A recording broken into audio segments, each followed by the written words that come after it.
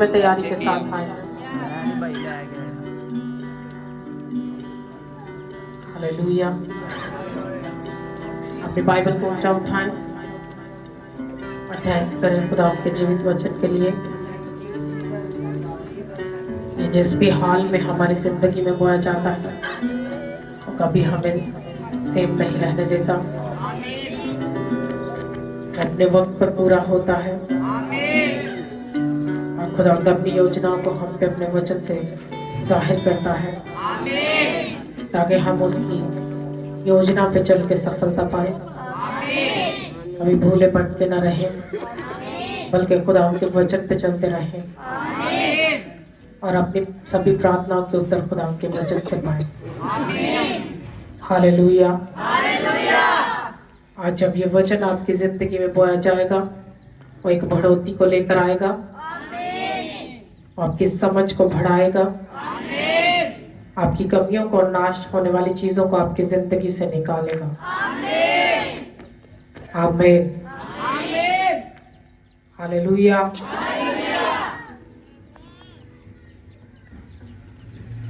एक बार जोर से बोलो हालेलुया। चिल्ला के बोलो हालेलुया। आप सब ब्लेस्ड हो जितने खुदा आपके घर में हो। आज से कुछ भी आपकी लाइफ में सेम नहीं रहने वाला, वो ढीठपन छोड़कर जाएगा और जहां जहां शैतान चुराता है आज वो भी छोड़कर जाएगा। आप खुदा में बने रहोगे, अड़े रहोगे और समय में फल लेकर आओगे। हालेलुया। अपने बाइबल को खोले, मेरे साथ निकालो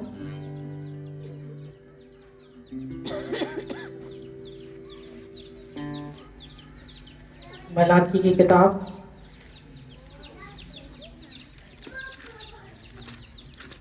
उसका 3 बाब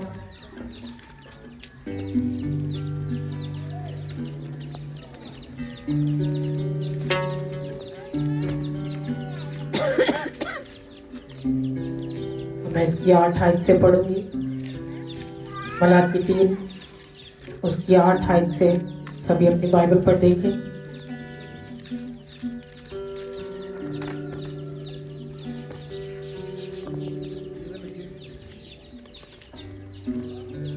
वचन कहता है, क्या कोई आदमी खुदा को ठगेगा? पर तुम मुझको ठगते हो और कहते हो हमने किस बात में तुझे ठगा? दया की और हदिया में। बस तुम सख्त मलाम हुए क्योंकि तुमने बल्कि तमाम कौम ने मुझे ठगा। पूरी दया की ज़खीरा खाना मिलाओ ताकि मेरे घर में खुराक हो और इसी से मेरा इम्तिहान करो। रब्बुल अफ़वाज फरमाता है कि मैं तुम पर आसमान के दरीचों को खोलकर बरकत बरसाता हूँ कि नहीं, यहाँ तक कि तुम्हारे पास उसके लिए जगह न रहे। और मैं तुम्हारी खातिर टिड्डी को डांटूंगा और वो तुम्हारी ज़मीन के हासिल को बर्बाद ना करेगी और तुम्हारे ताकस्तानों का फल कच्चा ना झड़ेगा। रब्बुल अफ़वाज फरमाता है, और सब कौमें तुमको मुबारक कहेंगी क्योंकि तुम दिलकशा मुमलकत होगे। रब्बुल अफ़वाज फरमाता है।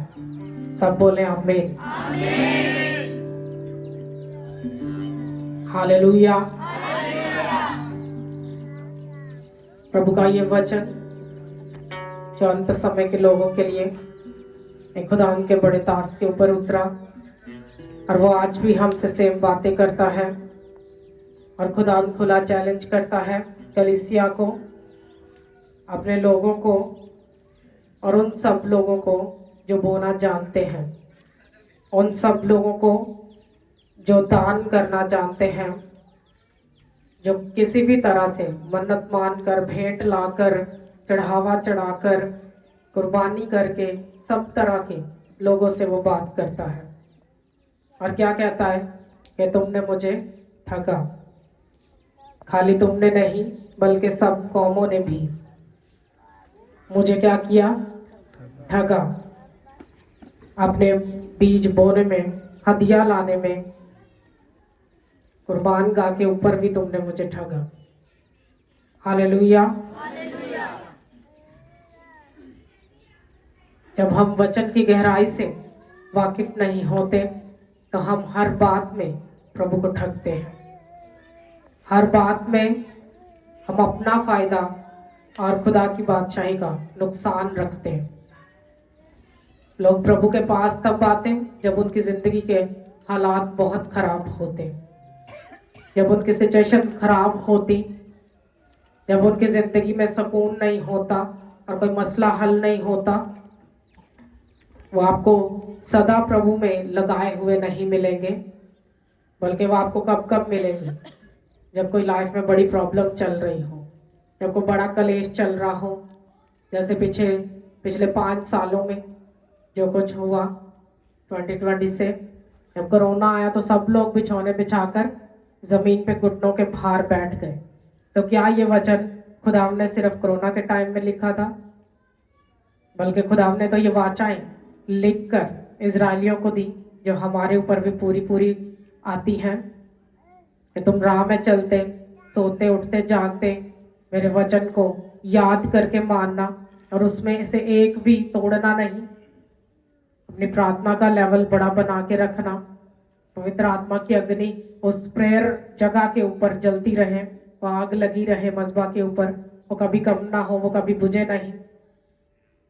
लेकिन वचन कहता कि जब जब तुम पास आए तुमने खुदा को ठगा।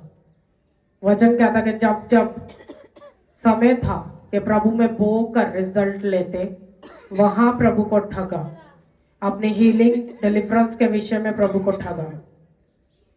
अब वो स्वर्ग का खुदा कहता कि तुम बोकर मुझे चखो, मुझे चेक करो, विश्वास करके देखो कि मैं तुम्हारे खिलाफ उठने वाली चीजों को डांटता हूं कि नहीं। लोगों को लगता है कि पहले अपने काम और खुदा के काम बाद में। जहां आप अपने काम पहले और खुदा के बाद में छोड़ देते हो, फिर आप स्वर्ग के कामों में कभी हिस्सा नहीं डालते। आदम की एक स्पेशल ड्यूटी थी, उसको और कोई काम प्रभु ने दिया नहीं। रोज भेड़े चराना पड़े, रोज गधे नहलाने पड़े, कोई दूसरा काम नहीं प्रभु ने दिया। क्या करता था? वह अदन में रहकर सिर्फ और सिर्फ एक सेपरेट टाइम खुदा के साथ गुजारता, और वहां कोई बिजनेस डील्स रोज नहीं होती थी। कोई आना जाना, कोई रिश्तेदारों के पास आना जाना था कि नहीं?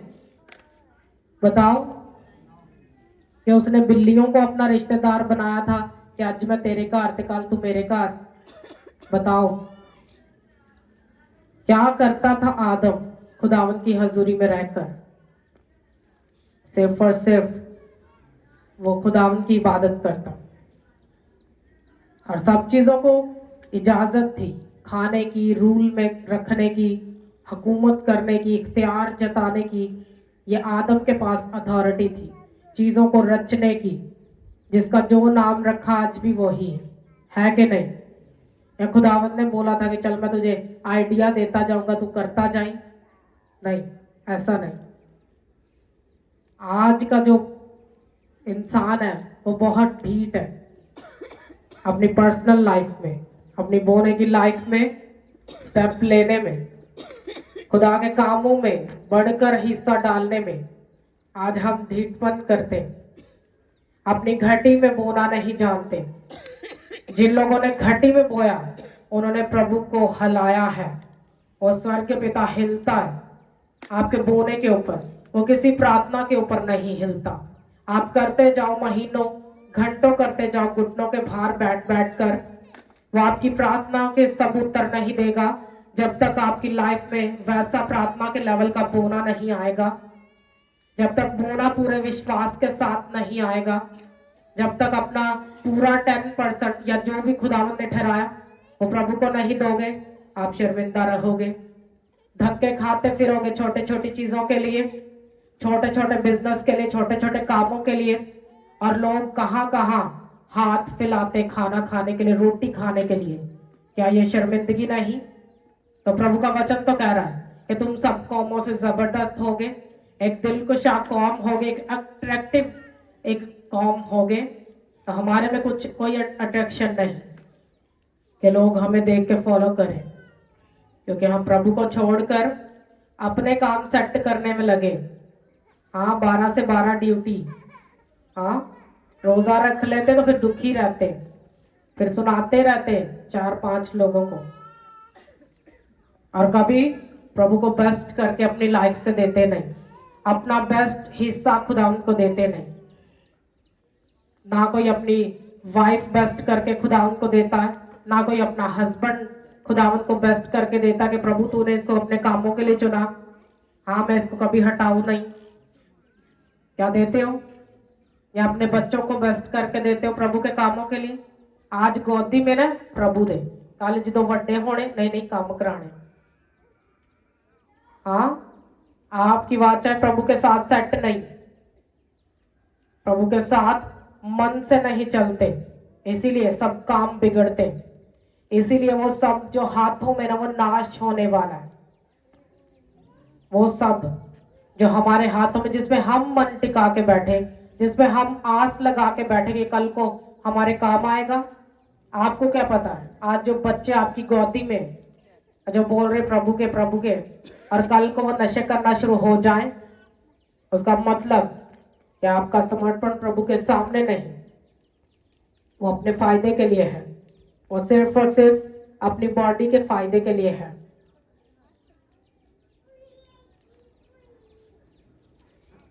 और 40 डे फास्टिंग में जाने से पहले मैं ऑलरेडी फास्टिंग में प्रेयर कर रही, और मैं प्रभु को पूछ रही कि प्रभु पहले ही तूने मेरे से 10 सालों में इतने बड़े बड़े समर्पण लिए, तो आज भी देना जरूरी? कोई आंसर नहीं। हाँ, और जब आंसर नहीं आया, चालू है 40 डे फास्टिंग।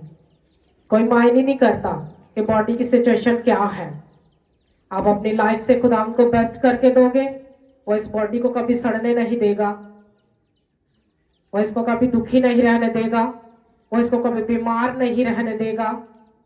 तो सो रहे उनको जगाओ एक मार के, हालेलुया, जोर से बोलो हालेलुया। जानते हो, लेकिन हमने तो अपना जो हमारा वो देना ही नहीं। हमें तो चाहिए अपनी बॉडी के लिए, हमें तो चाहिए अपनी जरूरत के लिए। हम तो संडे मिस करके हाँ चावल खाने चले जाते उन प्लेसेस पे जहाँ पे प्रभु ने जाना अलाउ नहीं किया, कि प्रभु ने क्या है कि संडे मिस करके तुसी किसी फुफी घर चले जाओ या दादी घर चले जाओ, उत्थे भी दुआ है। संडे प्रभु का है, और वो संडे इबादत प्रभु के घर में ही आके होती, वो और कहीं जाके नहीं आप कर सकते। आप लिखवा लो मुझसे, वो कहीं जाके आप नहीं कर पाओगे। आप जहां जाओगे प्रभु की प्रेजेंस छोड़ के, वहां पे 100 तरह के लोग मिलेंगे आपको, वो आपको बातों में उलझाएंगे, वो रिश्तेदार और चीजों में उलझाएंगे। उसका क्या मतलब है? प्रार्थना के लिए आए, प्रेयर के लिए आए, उसका मतलब ये है कि अपने मन की इच्छा पूरी करने के लिए आए, ना कि प्रभु की इच्छा।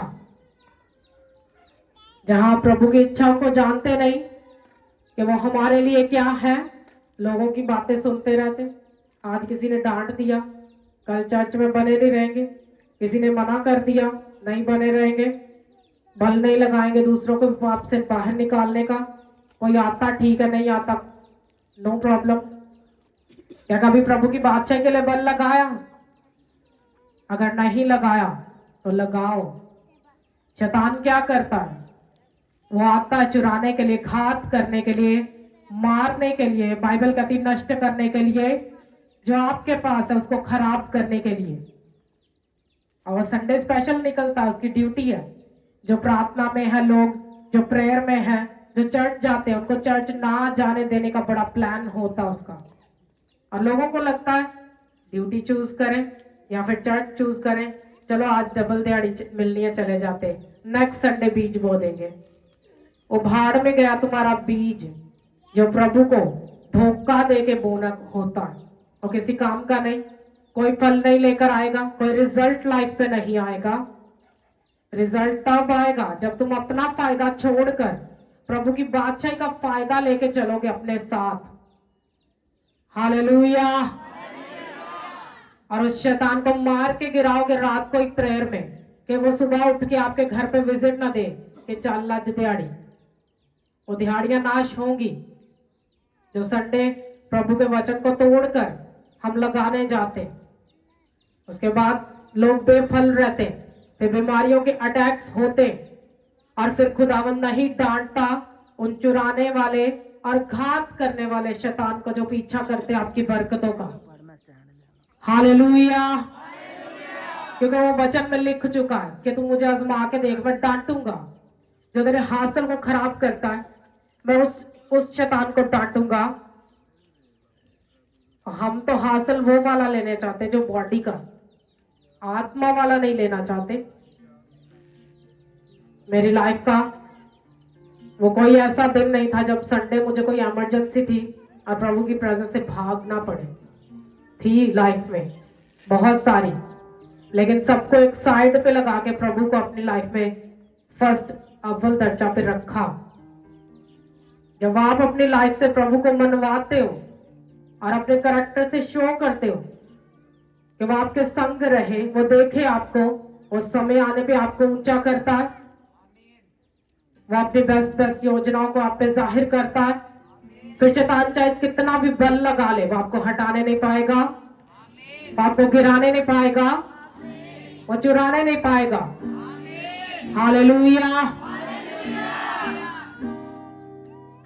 ऐसा भी लाइफ में टाइम रहा कि जब एक सिंगल पैसा भी पास नहीं था प्रभु के कामों के लिए, तब भी किसी से मांगने की जरूरत नहीं पड़ी। ऐसी फेवर प्रभु की लाइफ के ऊपर, ऐसी फेवर प्रभु करता कि जब विश्वास नहीं टूटा, वचन नहीं टूटा कि प्रभु लोग दुखी होते, नाराज होते तो हो जाएं, तेरी हजूरी में कभी जाना नहीं छोड़ूंगी, प्रभु तुझे अपनी लाइफ से बेस्ट दूंगी। आज वो लोग सभी अच्छा समझते, चलना चाहते साथ, कोई रूठा नहीं रहा, प्रभु ने रहने नहीं दिया। आप अपना प्रेम प्रभु के साथ पवित्र करके दो और आपके दुश्मनों को भी आपके दोस्त करके खड़ा करेगा। कोई आपके पीछे आपका दुश्मन नहीं रहने देगा।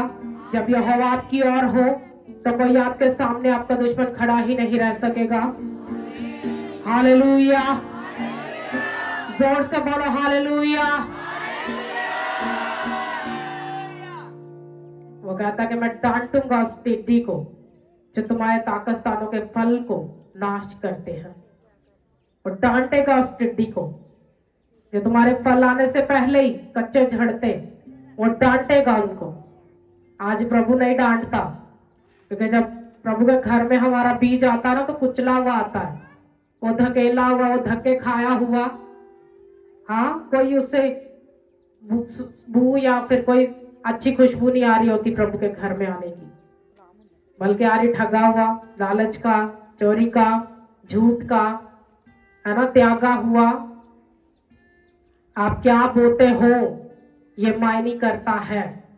आप अपनी लाइफ से क्या बोते हो, अपनी पॉकेट से क्या बोते हो, ये मायने करता है।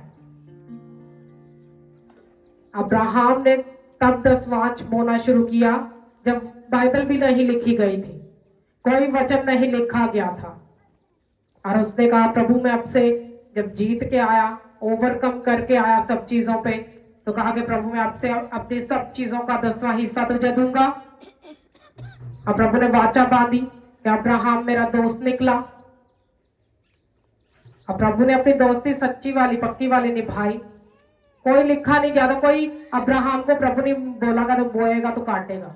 हाँ, उसको मालूम था कि मेरी सफलता के पीछे प्रभु का हाथ है, तो मुझे बोना है कि प्रभु खुश हो। और बाइबल कहती मलकीसदक का राजा अब्राहम के लिए रोटी और मैं लेकर आया। उन 10वां को, 10वें हिस्से को ग्रहण करने के लिए स्वर्ग से आया प्रभु यीशु मसीह। हालेलुया। क्या आपको ये नॉर्मल बात लगती है? क्या ये नॉर्मल बात है कि अब्राहम अपनी लाइफ का बेस्ट खुदा के सामने लेकर आ रहा है, अपने सुई धागे का भी 10वां बो रहा है, अब प्रभु से मिलने नहीं आएगा? बाइबल कहती, वचन कहता है कि मलकीसदक का राजा जो प्रभु यीशु मसीह है, अब्राहम के लिए रोटी और मैं लेकर आया। इतना बड़ा ऑनर स्वर्ग से एक धरती पर रहने वाले एक इंसान के लिए। आज लोग अपना ऑनर प्रभु से नहीं लेना चाहते, आज वो अपना बेस्ट प्रभु से नहीं लेना चाहते, आज वो चाहते दुनिया वाला लेना। वो दुनिया की आशीषों के पीछे भागते, कभी प्रभु के पीछे भागते नहीं, कभी वचन को सुनकर वचन के द्वारा पीछे नहीं भागते कि वचन सुन लिया अब वो हमारी लाइफ में पूरा होना चाहिए। हमें शर्म नहीं आती क्या कि जब हम प्रभु की वचन को तोड़ तोड़ कर चलते, अंधों की तरह चलते, गूंगों और बहरों की तरह चलते, और जब हमारी लाइफ में कोई रिजल्ट नहीं आता फिर पछतावे की बातें बोलते अपने मुंह से। क्या प्रभु ने आपको पछताने वाली लाइफ दी है? कलीसिया बताओ, क्या वो चाहता है कि आपके बच्चे कभी सफल ना हो? या वो चाहता है कि आपके बच्चे बीमार रहे, या वो घटी में रहे, उनके बिजनेस बंद रहे, कभी चले नहीं? सुधर जाओ, हाँ, मन फिराओ, प्रभु के वचन की ओर फिरो। और बोना दिखाने के लिए नहीं होता कि मैंने इतने लाख बोया, दिखा दिखा कर बोना नहीं होता। वो दिखा दिखा कर फक्की और फरीसी बोते, उनकी आदत है गंदी दिखाने की। प्रभु के घर में जब भी बोना होता वो पूरी पवित्रता से होता। कोई आपके साथ वाला, आपका हस्बैंड भी ना जाने कि आप क्या बोते हो, आपकी वाइफ भी ना जाने कि आप क्या बोते हो, लेकिन जब आप सलाहें करते हो आपका बीज शैतान खाता, आपकी प्रार्थनाएं रुक जाती, वो समय पे फल नहीं लेकर आती। लेकिन अगर आप पूरी पवित्रता को फॉलो करके, अब्राहम नहीं पूछने गया था सारा से कि ले भी आज मैं 10वां हिस्सा बोन चलिया, बोआ के ना बोआ।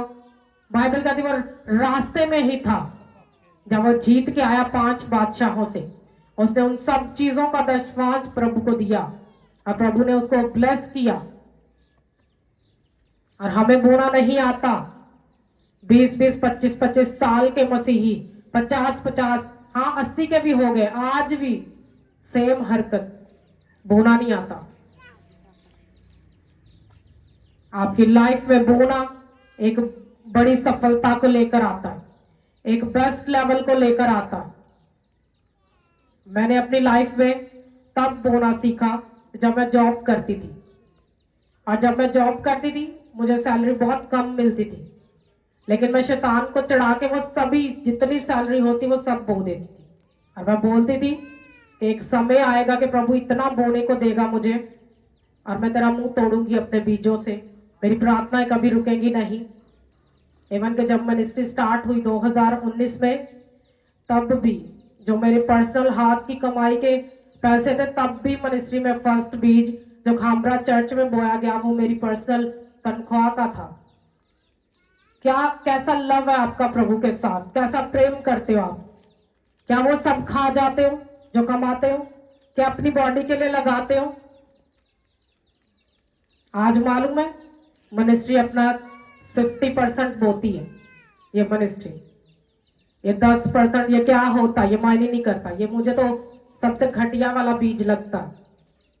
मेरी लाइफ का असूल है, मैं 50% बोती हूँ, और ये टेस्टमनी मेरी लाइफ की, कभी काम रुकते नहीं, कभी शैतान गिरा नहीं पाता मुझे उस लेवल से। आपका बोना बेस्ट है, आपकी प्रार्थना उत्तम है, आपके रिजल्ट भी बेस्ट होंगे। फिर वो चंगाइयां, वो हीलिंग्स, वो कैसे होती? हाँ, लोग हैरान है, एक ही मीटिंग में, एक ही बड़ी मीटिंग में इतने लोग, इतनी तरह की हीलिंग्स। हाँ, जब आप अपनी हड्डियों से भी निकाल के बो देते हो ना अपनी जरूरत का, फिर स्वर्ग बोलता आपके लिए, वो आपके कामों में बोलता है, वो आपके हाथों के कामों में बोलता है। लेकिन लोगों को लगता है कि जो आया हथी बो दो। ये सबसे गलत बात है, ये रॉन्ग है। हाँ, इजरायली लोग तो अपने सबसे छोटे गोदी वाले बच्चे को भी बेस्ट बोना सिखाते, बेस्ट बोना सिखाते कि बेटा जब तू बोएगा तब तू सफल होगा। लेकिन हमें खुद को अच्छा बोना नहीं आता, हम अपने बच्चों को भी कभी बीज नहीं देते कि वो बोए और उनकी लाइफ बोने वाली हो। ये मुझे किसी ने भी सिखाया नहीं, मैंने अपने मन से प्रभु के लिए जब जब मैंने समर्पण दिए, प्रभु बड़ा बोना, बेस्ट बोना, वो बोना। ये पॉसिबल नहीं था, ये पॉसिबल नहीं था। मेरे स्पिरिचुअल फादर के चर्च में कि वहां पे डायरेक्ट बीत जाए। कभी कभी 4-5 कंट्री से होके बीत जाता है, और मानो कि वो जो जाता है ना, वहां तक जाते जाते थोड़ा सा ही रह जाता है, लेकिन कोई मायने नहीं करता। जहां से ग्रेस आपको फॉलो करती, आपको चाहे लोन लेना पड़े, चाहे धक्के खाने पड़े, चाहे शर्मिंदगी उठानी पड़े, आप अपनी आदत से कभी हटोगे नहीं। और ऐसे फेवरेबल लोग खुदा देता मिनिस्ट्री में, ऐसे फेवरेबल लोग जो काम लोग पैसों से करते ना, वो हमारे फेवर से होते, और जस्ट मुंह से बोलने से होते। लोगों को लगता है ये नॉर्मल बात है, ये नॉर्मल बात नहीं। जिस जेब से आप महीने का खर्चा करते हो ना, वो सारी शैतान खाता है, आपको मालूम भी नहीं। वो आपके चक्कर डॉक्टर के पास, हॉस्पिटल्स में लगवाता है, बीमारियों के चक्कर लगवाता है, और सारा पैसा नाश करता है बीमारियों में। मेरा रिकॉर्ड है, 10 सालों में एक बार भी डॉक्टर के पास नहीं गई, जरूरत नहीं पड़ती। जहां आप बोते हो, शैतान नहीं चुराएगा आपकी सेहत को। आप बोते हो, वो नहीं चुराएगा आपके हाथों की पैसों को, कमाइयों को नहीं चुराएगा। वो चुराता है, खुल्लम खुल्ला घात करता है आपकी बरकतों का, और आपको पता भी नहीं चलता। और कभी भी दिखा दिखा के मत बो, जब भी वो किसी को पता ना चले, और सिर्फ खुदावंद को पता चले कि आप बोने वाले हो, और सिर्फ खुदावंद को ही दिखे कि आप बोने वाले हो। कभी आपके पास्टर को भी ना पता हो कि आप क्या बोते हो। और याद रखो, जो पास्टर खुद बोता है ना, वो आपकी किसी चीज का लालची नहीं होता, वो किसी पैसे का लालची नहीं होता, इवन के वो लोगों का भी लालची नहीं होता। आप आते हो अपनी साल्वेशन के लिए, आप अपनी मुक्ति के लिए आते हो, अपनी चंगाइयों के लिए आते हो। मेरा ऑनर प्रभु में है, वो स्वर्ग में बड़ा होना चाहिए, लोगों में ना भी हो तो खैर है। हालेलुया। वो प्रभु के आगे इज्जत होनी चाहिए हेवन में। ये ना हो कि जब हेवन में खुदा को बरकत देने लगे तो वो कहे नहीं, ये तो गलतियां कर करके चल रहा है, इसको इस साल रहने देते हैं। जब स्वर्ग में प्रार्थनाएं सुनी जाती तो समय पे उत्तर आते। अब प्रभु ऐसी बड़ी फेवर उंडेलता लाइफ के ऊपर, ऐसी बड़ी बड़ी गवाहियां होती लाइफ में, बड़ी बड़ी चंगाइयां होती जिंदगी में।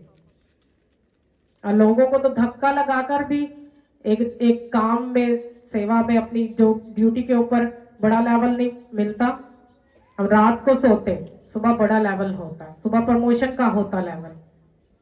कोई प्रभु के आगे प्रार्थना नहीं, ये चाहिए ही चाहिए। अब अपना बो रहे हो, खुदा केयर करेगा आपकी। आप अपनी सेवा को सच्चा करके बोते हो, वो केयर करेगा आपकी। आप जहां जाओगे सफलता पाओगे। लेकिन अगर मुश्किल से प्रभु के घर में ही आएंगे तो कौन सी सफलता पाएंगे। आपकी खुदा के पास आने की एक बड़ी प्यास होनी चाहिए, आपके अंदर एक बड़ा प्रेम प्रभु के कामों का होना चाहिए। आपको संडे का वेट होना चाहिए कि संडे आए, प्रभु के घर में जाएं, अपने बेस्ट के साथ आए, अपनी प्रेयर्स, अपनी फास्टिंग के साथ आए, लंबा चलने वाले बने। जो लंबा प्रार्थना नहीं कर पाते वो लंबा चल नहीं पाते, जो बड़ा बो नहीं पाते वो ऊंचा हो नहीं पाते। आपको वो स्टेप लेना जो आपके बढ़ने का है। प्रार्थना करो, बढ़ा के करो, रोज करो, और बिना लालच के करो। प्रभु से मांगते ही मत रहो, सिर्फ मांगो प्रभु का आत्मा जो आपको सब चीजों की सलाह देगा और सब रास्ते खोलेगा। जिन चीजों की जरूरत है आपको चलते चलते में मिल जाएंगी, उन चीजों के लिए आपको मेहनत नहीं करनी पड़ेगी। फिर आप एक परफेक्शन में चलोगे। जब आप सिद्ध होकर परफेक्टली चलोगे तो आप फेल नहीं होगे, कोई फेलियर के अटैक नहीं होंगे आपकी नस्ल के ऊपर, आपके वंश के ऊपर। जी बंदा काम ते गया तो बीबी चर्च आई। हाँ, उधर स्वर्ग में भी तुम्हें एक सेपरेट ही रखा जाएगा। नहीं कहेगा प्रभु के दोवें इकट्ठे आंदे से इकट्ठे खिला रो। हाँ, वो ढीठपन छोड़ दो, प्रभु से पंगा लेना छोड़ दो। आप प्रभु के बादशाही से कुछ नहीं लो पाओगे जब तक उसके वचन पे नहीं चलोगे। वो चाहता है कलीसिया को ब्लेस करना, वो चाहता है आपको ऊंचे लेवल पे उठाना, वो चाहता है कि जो बरकतें कलीसिया के पास हो वो दूसरों के पास ना हो। लेकिन कलीसिया अगर अपने मुंह के पाप नहीं छोड़ेगी, वो कब बाहर आएगी, प्रभु की वाचाओं के नीचे कब चलेगी, वो कब प्रभु के स्वर्ग को खोलने का कारण बनेगी, उसकी प्रार्थनाएं कब सुनी जाएंगी। आपकी प्रार्थनाएं नहीं रुकती जब बोना होता लाइफ से, वो प्रेयर्स नहीं रुकती जब विश्वास भरा होता अंदर। जब हम अपना फायदा छोड़कर प्रभु के स्वर्ग का फायदा उसके लिए काम करते, सोच लेते कि प्रभु तेरे फायदे के लिए इस्तेमाल होना, अपना फायदा हो, अपनी बेइज्जती भी हो तो होने देना, प्रभु समय पे आपको ऊंचा करेगा। आपका आमीन ऊंचा होना चाहिए चर्च। और फिर बाद में चर्च से निकल के बड़ी बेइज्जती फील होती, अच्छी बात है फील होती, जब बेइज्जती फील होती तभी हम मन फिराते। अगर वो फील ना हो तो आप कभी जानो भी ना कि प्रभु क्या चाहता आपकी लाइफ से, वो क्या चाहता है कि समय में फल लेके आने वाले हो, वो क्यों चाहता है कि आप बलवान हो जाओ समय के साथ।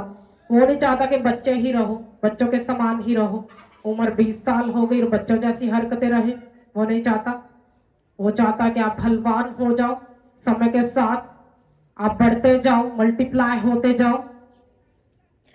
लेकिन ये तब नहीं होगा जब वाचा तोड़ेंगे, वाचा तोड़ोगे ये नहीं होगा।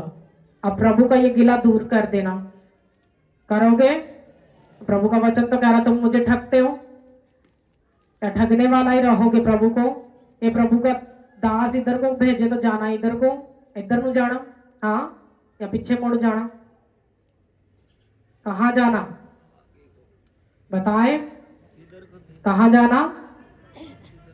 वहीं जाना जहां जाने को बोला जाए। ये नहीं कि मैं आ रहा, मैं अच्छा आ रहा, मैं 10 मिनट बाद आ रहा, हाँ 2-2 दिन पता ही नहीं, एक काम बता दो तो पता ही नहीं, कोई रिजल्ट नहीं। रिजल्ट तब नहीं जब प्रार्थना नहीं, रिजल्ट तब नहीं जब बोना नहीं, रिजल्ट तब नहीं जब विश्वास नहीं। और अपना पूरा भरोसा प्रभु के वचन के ऊपर टिका लो। इसके बाहर प्रभु ने कुछ नहीं दिया हमें करने को। जो इसके बाहर आता है ना वो सब नाश होने वाला है, वो हमारे लिए नहीं। लोग चल रहे होंगे इसके बाहर, आप नहीं चल सकते। आपको प्रभु के वचन के बीच से होकर चलना पड़ेगा। फिर एक टाइम आता है इजरायलियों के ऊपर, हाँ प्रभु महिमा को बढ़ाता है मूसा के द्वारा, और समुद्र को 2 भाग करके जब बीच में से चलाता है ना तो कौमों के बीच में किनकी जय जयकार होती बताओ? इजरायलियों की ना, बताएं होती ना जय जयकार। लोग बोलते हमारे दिल सुन के दहल गए, हाँ कहते हम सुन पड़ गए ये सुनकर। जब इजरायलियों के लिए समुद्र 2 भाग हुआ और वो चल के खुश्क रास्ता के ऊपर से गए, कहते हमारे तो दिल डर गए वैसे ही सुन के। अब तो हमारा मुकाबला करने का भी बल नहीं रह गया तुम्हारे साथ। तो जब ऐसी गवाहियां आपकी लाइफ में होंगी, आपकी मसीही जिंदगी में होंगी, शैतान डरेगा आपसे पंगा लेने से। हालेलुया। आज तो लोग बुरा बोलते हैं, लोग डरेंगे आपको बुरा कहने से। आपकी लाइफ में रिजल्ट अच्छे होंगे।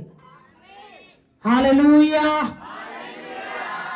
जब आप मन टिकाओगे प्रभु के वचन की ओर, शैतान कुछ भी कर ले वो प्लान सफल नहीं होंगे।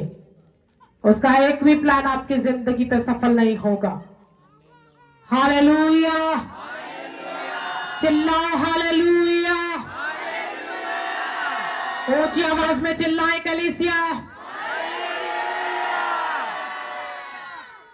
प्रभु चाहता है कि वो अपने डैम गेट्स खोले, अपने हेवन के गेट्स खोले और उन बरकतों को बरसाए। लेना चाहते हो ब्लेसिंग्स अपनी लाइफ पे? चिल्लाओ हालेलुया। नहीं नहीं ये चिल्लाना नहीं था, जोर से। आधे लोग अभी चुप हैं, जोर से चिल्लाओ हालेलुया। हालेलुया बोल के शैतान के उन प्लानिंग्स को गिराओ अपनी लाइफ से ऊंची आवाज से। ऊंची आवाज से